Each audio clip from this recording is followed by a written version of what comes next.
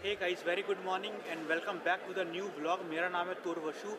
अभी मैं हूँ न्यू दिल्ली के इंदिरा गांधी इंटरनेशनल एयरपोर्ट पे। फिर से आज मैं निकल पड़ा हूँ एक न्यू कंट्री के लिए। एक न्यू कंट्री की ट्रिप आज से विश लिस्ट में था, लेकिन चाइना जाना हो नहीं पा रहा था। जब से पेंडेमिक स्टार्ट हुआ है तब से लेकर अभी तक चाइना टूरिज्म के लिए बंद था। फाइनली 3 साल के बाद आफ्टर पेंडेमिक चाइना ने अपना बॉर्डर्स ओपन किए हैं और टूरिज्म अलाउ किया है। तो चाइना ने जैसे टूरिस्ट वीज़ा को रिज्यूम किया, मैंने तुरंत चाइना वीज़ा अप्लाई कर दिया। अभी तो किसी को पता ही नहीं है कि चाइना ने भी अपना टूरिस्ट वीज़ा ओपन कर दिया है। तो जब मैं चाइना वीज़ा अप्लाई करने गया था इनके वीज़ा एप्लीकेशन सेंटर में, तो मेरे को छोड़ के सारे एप्लीकेंट्स बिजनेस वीज़ा वाले थे। मैं इकलौता टूरिस्ट वीज़ा वाला था। सबको लगा कि मैं बिजनेस वाला ही हूँ, तो मेरे को बताना पड़ रहा था कि नहीं, मैं टूरिस्ट वीज़ा अप्लाई कर रहा हूँ। चाइना का टूरिस्ट वीज़ा यार बहुत डिफिकल्ट नहीं, एक तरीके का ईजी ही है। तो इसके लिए आपको यार ऑनलाइन एप्लीकेशन फॉर्म भरना पड़ता है और डॉक्यूमेंट्स ज़्यादा नहीं चाहिए। बैंक स्टेटमेंट चाहिए, इन लोगों ने बस 1.5 लाख बैंक बैलेंस मांगा है, बहुत ज़्यादा नहीं मांगा है। रिटर्न फ्लाइट टिकट चाहिए, होटल बुकिंग चाहिए और आइटनरी चाहिए, बस इतने डॉक्यूमेंट चाहिए और फोटोग्राफ। तो ये 5-6 डॉक्यूमेंट है, मैं लिख देता हूँ, लोग देख लेना।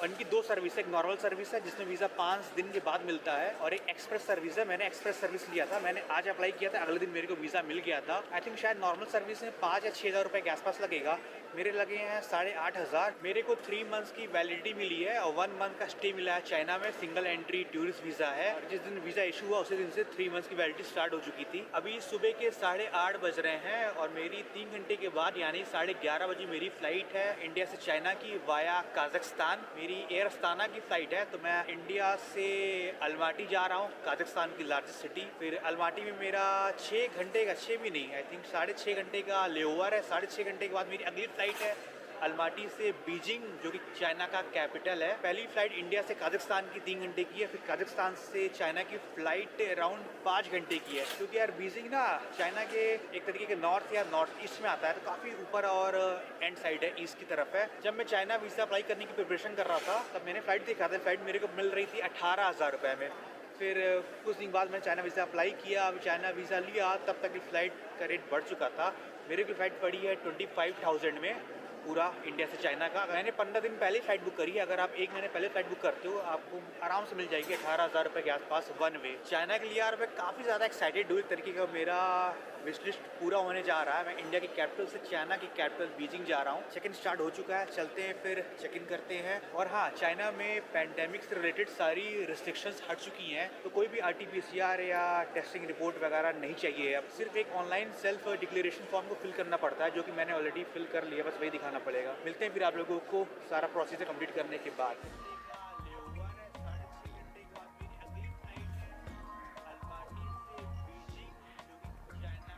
तो गाइस यार, दोनों बोर्डिंग पास भी मेरे को इशू हो गया, इंडिया से काज़ाख्स्तान, काज़ाख्स्तान से चाइना का। इमिग्रेशन भी हो गया, सिक्योरिटी क्लियरेंस भी हो गया, सब कुछ बहुत इजी था यार। सेल्फ डिक्लेरेशन फॉर्म जो मैंने ऑनलाइन फिल किया था चाइनीज़ वेबसाइट पे, बस उन्होंने उसको चेक किया और कुछ भी नहीं देखा। इमिग्रेशन पे भी सिर्फ एक ही क्वेश्चन पूछा कि कहाँ जा रहे हो, मैंने कहा चाइना जा रहा हूँ। उन्होंने पूछा कि चाइना किस पर्पज़ से जा रहे हो, मैंने कहा टूरिज़्म के लिए जा रहा हूँ। कहा टूरिज़्म के लिए जा रहे हो, टूरिज़्म के लिए तो कोई जाता नहीं है, पिछले 3 साल से कोई टूरिज़्म के लिए किया नहीं चाइना। मैंने कहा चाइना में बहुत कुछ है घूमने के लिए, अब लोग इंडिया से जाते नहीं, तो अब मैं क्या ही करूँ इसके लिए। मैक्सिमम लोग बिजनेस पर्पस या फिर स्टडी या वर्क पर्पस से ही जाते हैं। उन्होंने स्टैम्प कर दिया। अभी 9:30 बज रहे हैं, अभी भी 2 घंटे हैं फ़्लाइट को। अब आज के टाइम पे यार ऑलमोस्ट सारे ट्रैवलर्स के पास यार कोई ना कोई डेबिट कार्ड या क्रेडिट कार्ड होता है जिसमें लाउंज एक्सेस मिल जाता है। मेरे पास 2-3 कार्ड हैं, सब में लाउंज एक्सेस है, तो चलता हूँ लाउंज में कुछ खा लेता हूँ। यार कितना ज़्यादा रश है लाउंज में यार। तो अभी मॉर्निंग का टाइम है, तो मेन कोर्स कुछ है नहीं, लंच है नहीं, तो ब्रेकफास्ट ही है। तो मैंने डोसा लिया है, पाव भाजी है, पोहा है, ये फ्रूट जूस है। लाउंज में ब्रेकफास्ट हो गया और अब चल रहा हूँ अपने गेट की तरफ। गेट नंबर 6 है, पास में ही होगा। 11:30 की फ़्लाइट है, 11:45 हो चुकी है, बोर्डिंग स्टार्ट हो चुकी है। फिर फ्लाइट को बोर्ड करते हैं। एयर अस्ताना से मैं दूसरी बार ट्रैवल करने जा रहा हूँ। उससे पहले मैं काज़ाख्स्तान से इंडिया एयर अस्ताना से आ चुका हूँ, तब मैं यूट्यूब पे नहीं था, 4-5 साल पहले की बात है। मैंने तो फ़्लाइट बुक किया था इकॉनमी क्लास की। आज लाइफ में पहली बार मेरी फ़्लाइट बिजनेस क्लास में अपग्रेड हो गई है। पता नहीं कैसे, बोर्डिंग गेट के पास आया, उन्होंने मेरे को रोक लिया, बोला क्या हुआ। इन लोगों ने बोला कि आपकी फ़्लाइट हम लोगों ने बिजनेस क्लास में अपग्रेड कर दी, free upgrade. Hello, good morning. Welcome aboard. My 17K, 17th row on the left side. Near the window. 17th, they told me it's a business class. No, that's like economy class. They told me they have upgraded my. This one is Oh business yeah. class. Yeah, the 4K is fourth row on the left side near the window. This one fourth.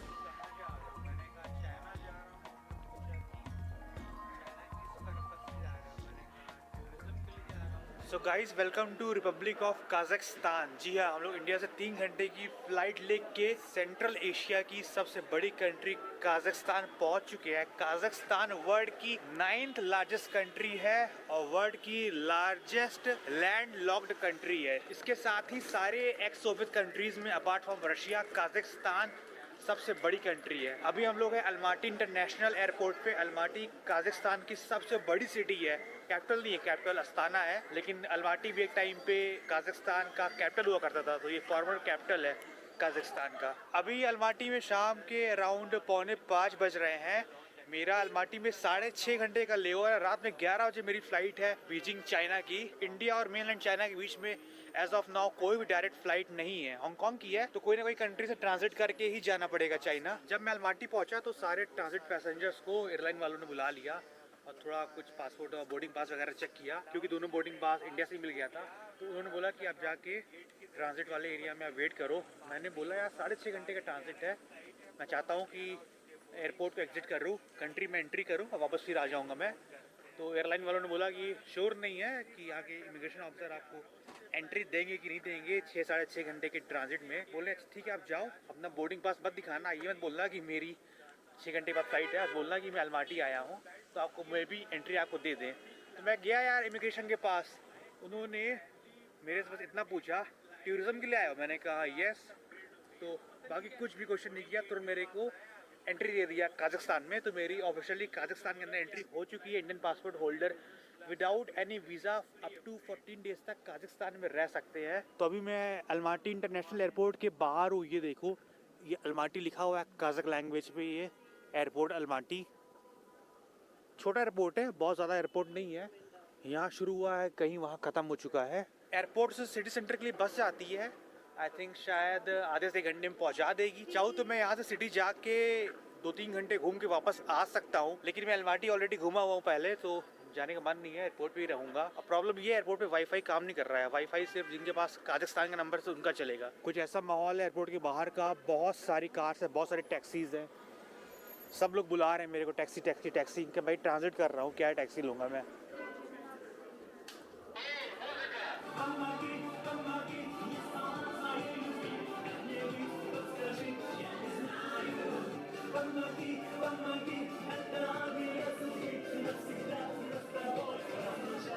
So guys, मैं काजाकिस्तान में सिर्फ आधे घंटे के लिए मैंने entry ली.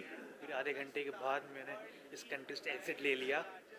सिर्फ आधे घंटे के लिए मैं इस कंट्री के अंदर गया. तो जब मैं एयरपोर्ट के अंदर आया और इमिग्रेशन की तरफ गया, तो मेरे फ्लाइट के अराउंड 4 घंटे थे. तो बोला आपको बोर्डिंग पास कैसे मिल गया, जो चेकिंग स्टार्ट भी नहीं हुआ. तो सब हैरान थे. मैंने बताया फिर कि मेरा ट्रांजिट था यहाँ पे, क्योंकि ऐसा नॉर्मली कोई करता नहीं है आधे घंटे के लिए ट्रांजिट यहाँ पे. सो गाइस, बीजिंग की फ़्लाइट का बोर्डिंग स्टार्ट हो चुका है. 10:00 की फ़्लाइट है. हम लोग की फ़्लाइट 5 घंटे की होने वाली है.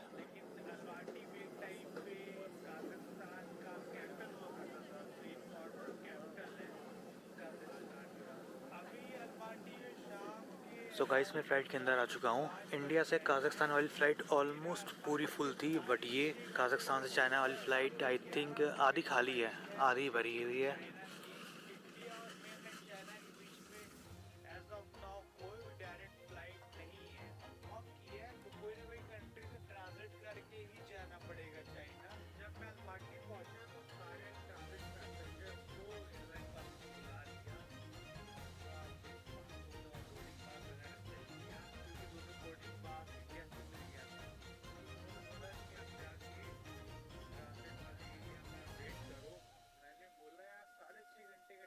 So guys, finally welcome to People's Republic of China. अपने कंट्री का नेबरिंग कंट्री. चाइना की कैपिटल बीजिंग पहुंच चुके हैं. मैं तो ऑलमोस्ट पूरी फ्लाइट में सो ही रहा था, ओवरनाइट फ्लाइट थी. अभी मॉर्निंग के 5 बज रहे हैं, तो मैं वॉक करके जा रहा हूँ इमिग्रेशन की तरफ. देखते हैं इमिग्रेशन कैसा होता है. फ्लाइट के अंदर एक ये अराइवल फॉर्म मिला है, तो उसको फिलअप करना पड़ेगा. चाइना का टाइम जोन GMT 8 या UTC 8 है. इंडिया से 2.5 घंटे आगे है चाइना। अभी यहाँ 5 बज रहा है तो इंडिया में रात के 2:30 बज रहे होंगे अभी। चाइना दुनिया का तीसरा सबसे बड़ा देश है by land area after Russia and Canada, almost equal to the size of USA. इस हिसाब से पूरे चाइना में बोल सकते हो, अगर ईस्टर्न चाइना में अगर दिन हो रहा होगा तो वेस्टर्न पार्ट में रात हो रही होगी, इतना डिफरेंस है। सो गाइस, फाइनली हमारी एक और न्यू कंट्री चाइना के अंदर एंट्री हो चुकी है। So once again welcome to People's Republic of China. हम लोग यहाँ सुबह 5 बजे लैंड किए थे, अभी सुबह के 6:30 बज रहे हैं। काफ़ी ज़्यादा बड़ा एयरपोर्ट है। एयरपोर्ट का नाम है Beijing capital airport, domestic international दोनों है। इमिग्रेशन पे कोई भी क्वेश्चन नहीं पूछा गया, सिर्फ फिंगरप्रिंट हुआ, फोटो ली गई। अपना चेक इन बैगेज मैंने कलेक्ट कर लिया है। मेरे को लगा इमिग्रेशन में यार कुछ क्वेश्चंस करेंगे, मे बी क्यों आए हो, कहाँ रुके हो, या रिटर्न फ्लाइट टिकट। एक क्वेश्चन नहीं किया, कुछ बात ही नहीं किया इमिग्रेशन ऑफिसर ने तो। और एक अलग बात ये लगी, जैसे ही उन्होंने हम लोगों का पासपोर्ट स्कैन किया तो सारा अनाउंसमेंट हिंदी में हो रहा था। जनरली ऐसा होता नहीं है, लेकिन यहाँ पर हो रहा था चाइना में। हाँ जी भाई जी। आप सबवे सबवे यहाँ पे। बस नीचे ओके -2। ओके, तो हम यहाँ से एग्जिट ले लेंगे एंड देन व्हाट्सएप तो है आपके पास? ठीक है ठीक है। तो अभी जाहिद भाई मिले हैं यहाँ पे। तो आप श्रीनगर से हैं? श्रीनगर से हैं। श्रीनगर से। चाइना में आप कब से?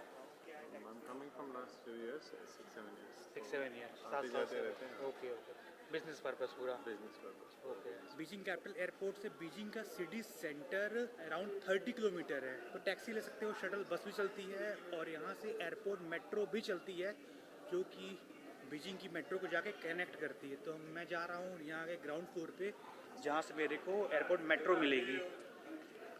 तो ये है कैपिटल एयरपोर्ट एक्सप्रेस। तो ये बीजिंग एयरपोर्ट पे एटीएम मशीन मिल गई है, तो कुछ पैसे निकाल लेता हूँ यहाँ पे। कितना निकालूं पता नहीं, देखता हूँ। अभी यार एक प्रॉब्लम हो गया है। कोई भी न्यू कंट्री आते ही सबसे इम्पोर्टेंट होता है SIM card and local currency. तो यहाँ तो मैं सिम कार्ड लेने गया तो पता चला, पहली बात तो सुबह 7 बजे सारे, आई थिंक शायद 1 या 2 कंपनी ही यहाँ पर एयरपोर्ट पे है, उनके काउंटर्स बंद हैं। बोल रहा है 10 बजे के आसपास ओपन होगा। दूसरी बात, फॉरेनर्स को अब यहाँ पर इनका न्यू रूल आ चुका है, न्यू लॉ है कि एयरपोर्ट पे सिम कार्ड नहीं मिलेगा। सिटी में जाके कोई ऑफिस जाके पासपोर्ट दे के रजिस्ट्रेशन कराने के बाद ही सिम कार्ड मिलेगा। तो मैं यहाँ पे सिम कार्ड ले नहीं पाऊँगा। ओपन होता तब भी नहीं ले पाता, वैसे भी क्लोज़ है। दूसरा, यहाँ पर एटीएम्स हैं, यहाँ पे काफ़ी एटीएम्स हैं एयरपोर्ट पे। तो मैं एटीएम से पैसे निकालने गया, उनका कीबोर्ड ना ढका हुआ है, ध्यान से देखोगे तभी उनका कीपैड दिखता है।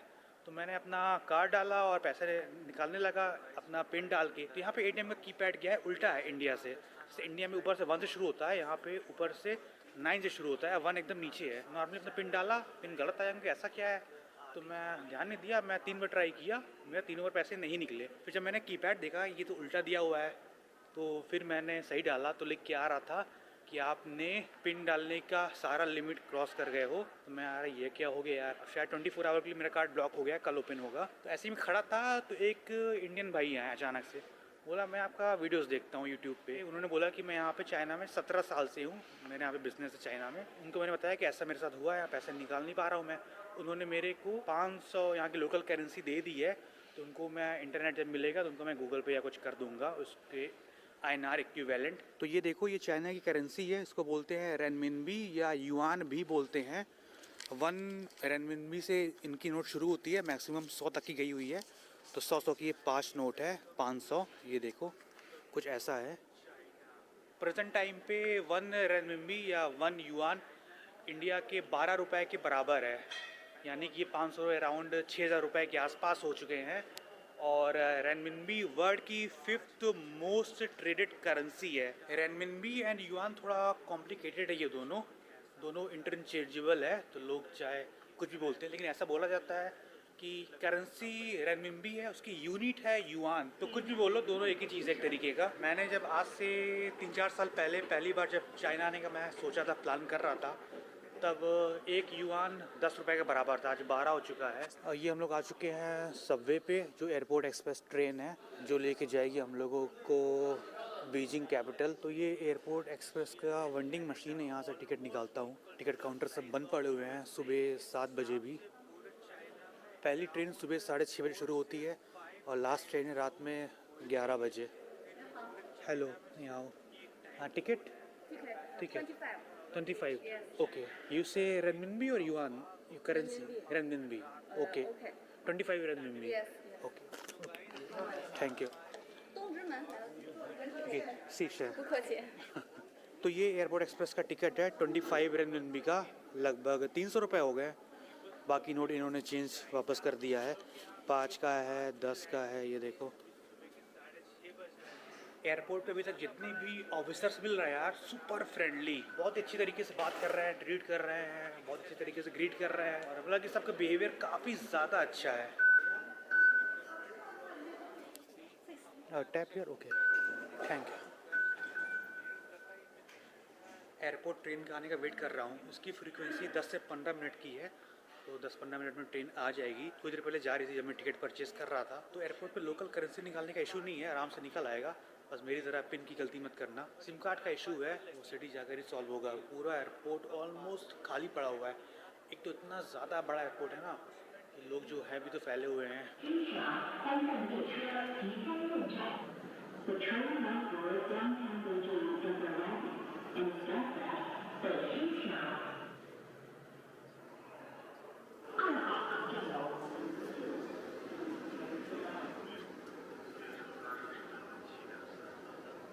तो ये है बीजिंग कैपिटल एयरपोर्ट एक्सप्रेस, ये भी ऑलमोस्ट पूरी खाली पड़ी हुई है, ये देखो। आपको पता ही है चाइना में सारी ट्रेन कितनी मॉडर्न, कितनी एडवांस और कितनी फास्ट होती हैं। तो 30 किलोमीटर आई थिंक 15-20 मिनट में यहाँ से पहुँच जाएंगे।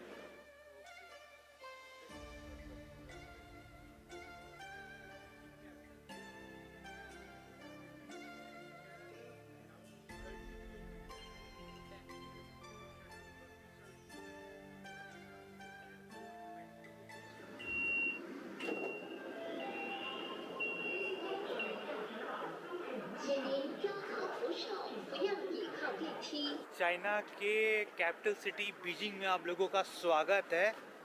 एयरपोर्ट मेट्रो ने बीजिंग की सिटी सेंटर में लाकर ड्रॉप कर दिया है। बीजिंग वर्ल्ड का मोस्ट पॉपुलस कैपिटल सिटी है। जी हाँ, पूरी दुनिया में जितनी भी राजधानी, जितनी भी कैपिटल है हर कंट्री की, उसमें से सबसे पॉपुलर, सबसे ज़्यादा पॉपुलेशन बीजिंग की है। इंडिया का कैपिटल न्यू दिल्ली बहुत ज़्यादा बड़ा नहीं है, दिल्ली बड़ा है, पर न्यू दिल्ली का 8 या 10% ही है। बीजिंग पूरे वर्ल्ड की सबसे बड़ी कैपिटल सिटी है। बीजिंग चाइना की सेकंड लार्जेस्ट सिटी है। चाइना की लार्जेस्ट सिटी शंघाई है, जहाँ भी हम लोग जाएंगे, मे बी ट्रिप के बीच में या एंड में। यहाँ पे ये देखो, यहाँ पे इन लोगों ने एक लेन अलग से ही साइकिल्स और जितनी भी इलेक्ट्रिक ऑपरेटेड व्हीकल्स है उनके लिए अलग से डेडिकेट की हुई है। ये देखो कितनी सारी यहाँ पे भाई, ये देखो, ये सब सारी या तो साइकिल्स हैं या तो फिर इलेक्ट्रिक ऑपरेटेड 2 व्हीलर्स हैं। ये देखो, चाहे स्कूटी हो, चाहे बाइक हो, चाहे साइकिल हो, सब इलेक्ट्रिक ऑपरेटेड है यहाँ पे। ये देखो, यहाँ पे ये कुछ बंद टाइप के ई रिक्शा भी चल रहे हैं इस डेडिकेटेड लाइन में। ये यार, ये कोई यहाँ पे स्क्वायर आ चुका है और मेरे पास इंटरनेट है नहीं, सिम कार्ड है नहीं, कुछ भी समझ में नहीं आ रहा है किधर जाऊँ। जहाँ मैं रुका हूँ, जो मेरा एड्रेस लोकेशन है, वो कहीं आसपास ही है, बट मैं ढूंढ नहीं पा रहा हूँ। गूगल मैप पे भी यहाँ कुछ समझ में नहीं आ रहा है, कोई से पूछना पड़ेगा। तो ये भाई साहब मिले, इनसे मैं एड्रेस दिखा के पूछ रहा हूँ। मैंने एड्रेस इनको चाइनीज़ में दिखाया, तो ये देख के समझ रहे हैं। ये inside 500 metre. Okay, thank you. शीशे तो बोल रहे हैं आगे जाओ, आगे जाके लेफ्ट ही मुड़ना है, यहाँ से 500 मीटर पे है, तो 500 मीटर यहाँ पे वॉक करना पड़ेगा। रोड कैसे क्रॉस करूँ भाई, बाकी लोग तो ऐसे ही कर जा रहे हैं। किसी के साथ ही करता हूँ तभी समझ में आएगा। वाह भाई वाह, क्या नज़ारा है। ये देखो भाई, 6-6, 10-10 लेन के रोड्स हैं भाई यहाँ पे। ये देखो, बहुत ज़्यादा हवा चल रही है, काफ़ी विंडी वेदर है। इन भाई साहब से मैंने एड्रेस पूछा तो चले गए, दोबारा फिर से आ गए अपनी साइकिल लेके। बोले चलो मैं आपको छोड़ के आता हूँ, एड्रेस दिखा के आता हूँ। तो मुझे यार चाइना में एक्सपेक्टेड बिल्कुल भी नहीं था कि जनरली मैं कोई भी नॉर्मल इंसान से रास्ते पे, सड़क पे कुछ पूछूंगा, एड्रेस पूछूंगा, तो इस लेवल पे आके मेरी हेल्प करेगा वो। ये देखो, मेरे साथ साथ चल के जा रहे हैं साइकिल से। बोले नहीं, आपको मैं छोड़ के आऊँगा, एड्रेस दिखा के आऊँगा।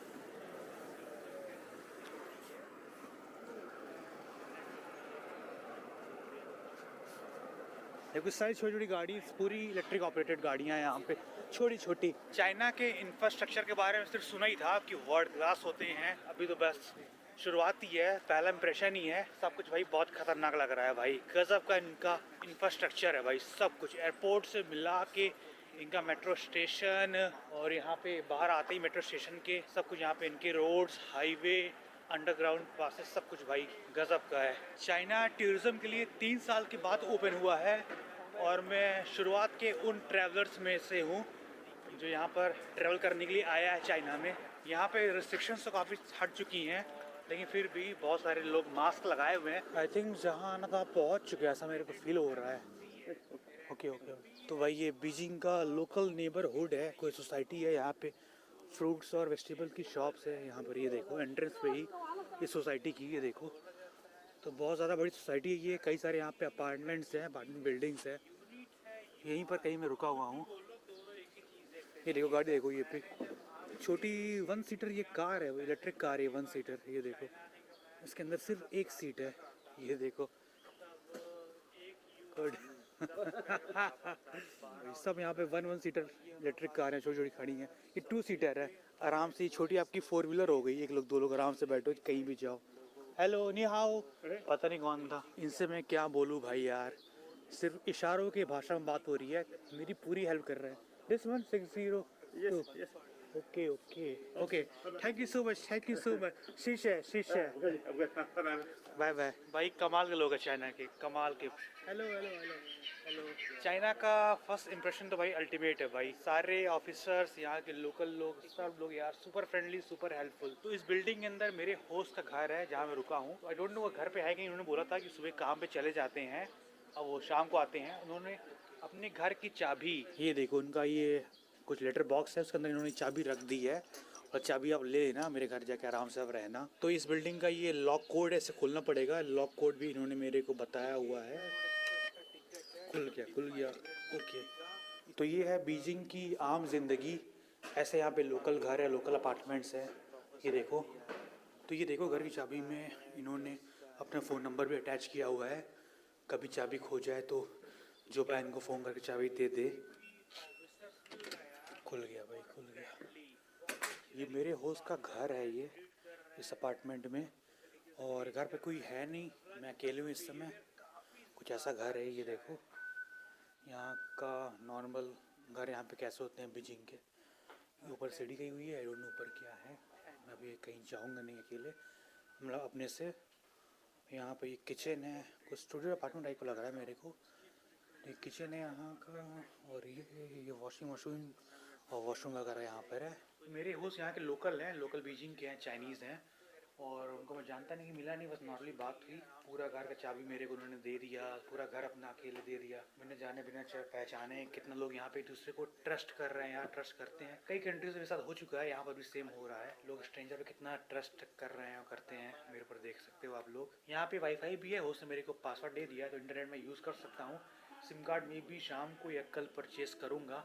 और यार पिछले 2 रात से ठीक से सोया नहीं हूँ, बस 2-3 घंटे सोया हूँ पिछले 2 रात से। और हाँ, एक यहाँ पे प्रॉब्लम और भी है। चाइना में व्हाट्सएप, गूगल, यूट्यूब, फेसबुक, बहुत सारी ग्लोबल सर्विसेज यहाँ पे बैंड है, या बोल सकते हो फिल्टर्ड है या रिस्ट्रिक्टेड है, तो यहाँ पे यूज़ नहीं कर सकते हो। इनका खुद का सर्च इंजन हो गया, इनका मैसेजिंग ऐप हो गया, वी चैट, सारे एप्लीकेशन सर्विस इनके खुद के हैं इन लोग। तो अब मेरे को यहाँ से फेसबुक, यूट्यूब, गूगल मैप्स, जो भी सब कुछ यूज़ करने के लिए, इवन व्हाट्सएप एंड इंस्टाग्राम भी नहीं चलता, सब यूज़ करने के लिए मेरे को यहाँ पे VPN यूज़ करना पड़ेगा। Hey guys, very good evening. अभी शाम के अराउंड 6 बज रहे होंगे, बाहर हल्का हल्का डार्क हो चुका है। तो अभी मैं अपने होस्ट के साथ निकला हुआ हूँ। यहाँ पे यार चाइना में होस्ट बता रहे हैं कि यार हर 50-100 मीटर पे एक यहाँ पे मॉल है, शॉपिंग कॉम्प्लेक्स है यहाँ पर। तो घर के बगल में ये शॉपिंग मॉल में लोग आए हुए हैं, यहाँ पे कुछ रेस्टोरेंट्स भी है। वो वीडियो में आना नहीं चाहते तो मैं इनको दिखा नहीं पाऊँगा। ऐसे ही हम लोग यहाँ पे थोड़ा विजिट के लिए, आउटिंग के लिए आए हुए हैं। देखते हैं यहाँ का एम्बियंस कैसा है बीजिंग का। अगर कुछ ठीक ठाक मिल जाता है तो कुछ खा भी लेते हैं। तो ये शॉपिंग मॉल है बीजिंग का यार, नॉर्मल शॉपिंग मॉल है, ऐसा नहीं कोई पॉपुलर हो या कोई फेमस हो। ऐसे यहाँ पे हज़ारों है। अभी शाम का टाइम है, टेम्परेचर अराउंड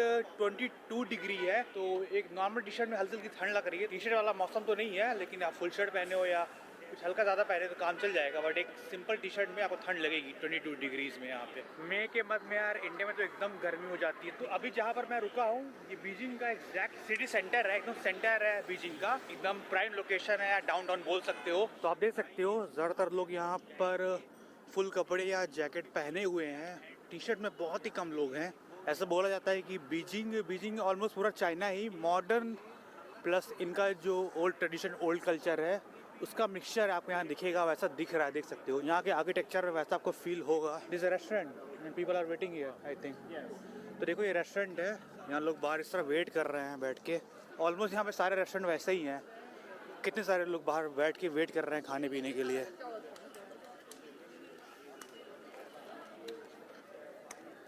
सब कुछ भाई एकदम सॉर्टेड आउट है, एकदम रूल से है, कोई जल्दीबाजी नहीं, कुछ वैसा कुछ नहीं है। तो अपनी नेबरिंग कंट्री, लेकिन सब कुछ काफ़ी ज़्यादा अलग, काफ़ी ज़्यादा डिफरेंट है। अभी तो बस शुरुआत है, अभी तो भाई हम लोग कुछ भी नहीं देखे हैं, शायद 1% भी नहीं है जो मैं घूमने वाला हूँ, जो आप लोग देखने वाले हैं। तो बस एक तरीके का इंट्रोडक्शन है चाइना का। तो ये जो स्ट्रीट आप देख रहे हो, इस स्ट्रीट का नाम है क्वीजे। लगभग 2 से 3 किलोमीटर लंबी स्ट्रीट है ये।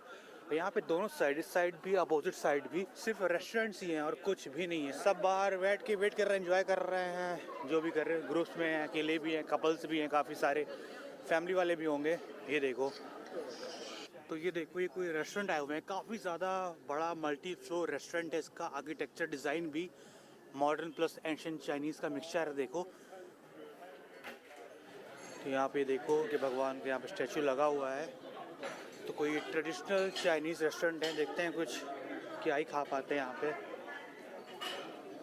तो हम लोगों ने ये देखो ये सूप ऑर्डर किया है, इसको लोकली लोग बोल रहे हैं गोदाखा, कुछ ऐसा नाम है। ये सूप है, इसमें कुछ वेजिटेबल्स हैं, कॉर्न है और एग है, टोमेटोज़ है, कैप्सिकम है। इस सूप में काफ़ी सारे मशरूम भी पड़े हुए हैं। अब काफ़ी माइल्ड फ्लेवर है ये, मतलब स्पाइसी बिल्कुल भी नहीं है, बोल सकते हो हल्का सा मे भी स्पाइसी हो, अपने हिसाब से बिल्कुल भी नहीं है, इन लोग के हिसाब से ठीक ही है। साथ में ये नूडल्स, चाइनीज़ लोग काफ़ी ज़्यादा खाते हैं, लोग जानते होंगे। नूडल्स है, ये वेजिटेबल है, ये देखो, और ये टोफू का आइटम है जो कि सोया से बना हुआ है। इतने खाने का बिल आया 1000 युआन, लगभग 1200 रुपये। तो मैं दे रहा था पूरा, तो जो मेरे होस्ट हैं उन्होंने बोला नहीं नहीं, हम लोगों ने खाना शेयर किया है, आधा मैं भी दूंगा, आधा आधा करेंगे। पर हेड वही लगभग अपने हिसाब से 600 रुपये पड़ा खाने का।